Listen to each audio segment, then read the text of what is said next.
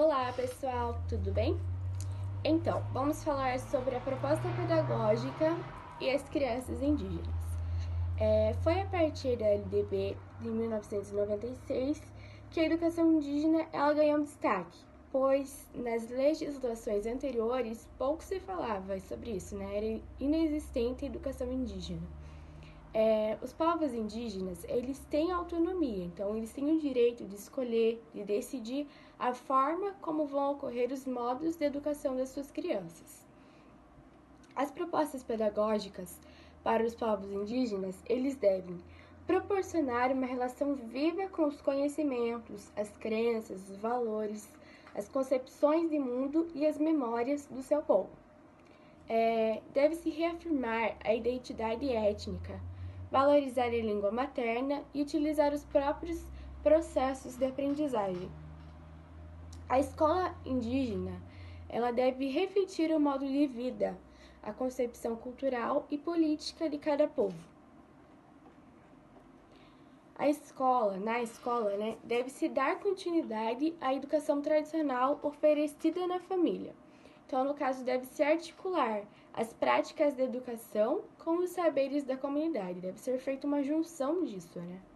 O calendário ele tem que ser adequado e deve-se trabalhar com questões de territorialidade, sustentabilidade, patrimônios culturais. Eles têm que aprender assuntos que façam sentido para eles, que eles vejam a necessidade de saber aquilo na vida deles, na vida cotidiana deles. Então, deve-se garantir uma educação de qualidade, respeitando valores e saberes tradicionais, mas deve permitir aos índios acessos a conhecimentos universais. Então, eles têm que aprender química, eles têm que aprender física, mas de uma forma adequada às línguas, às culturas e às tradições deles. Então, é isso, gente. Segundo Gruppione, a escola chegou para os indígenas impondo-se por meio de diferentes modelos e formas, cumprindo objetivos e funções diversas.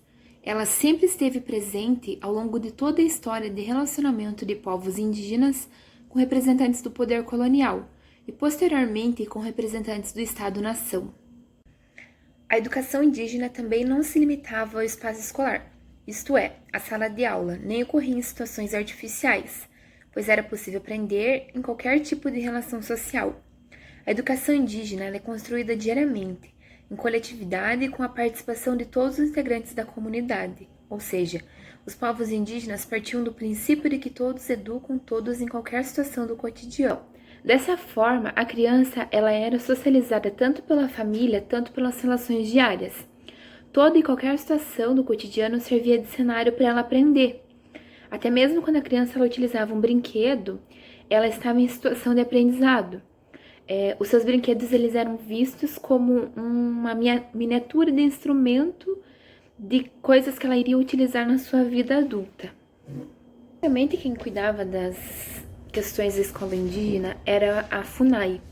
Hoje em dia já foi passado para o Ministério da Educação, o MEC. Então, a partir daí, um novo documento começou a chegar nas escolas indígenas de todo o país, que é o RCNEI, que é o Referencial Curricular Nacional para as Escolas Indígenas. Esse documento ele é um indutor e orientador para as novas práticas que contou com a participação de especialistas, técnicos e professores indígenas em sua formulação.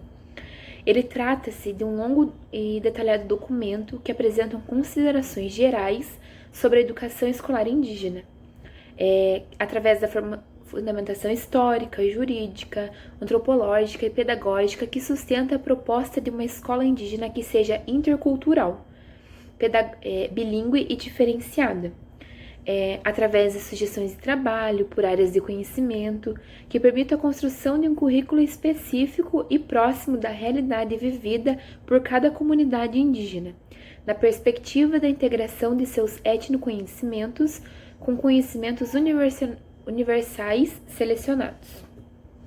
Esse NEI ele foi criado em 1998. Ele é um documento bem interessante e bem importante.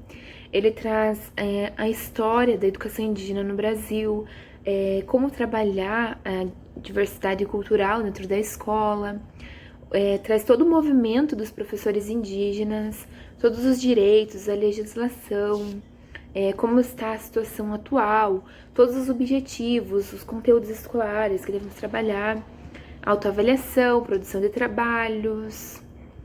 É um documento bem extenso, traz também a situação da matemática, por que estudar matemática nas escolas indígenas. É um documento bem explicadinho, bem interessante, traz todas as línguas também, porque no Brasil os índios também falam as línguas indígenas, então traz toda essa diversidade linguística também no Brasil.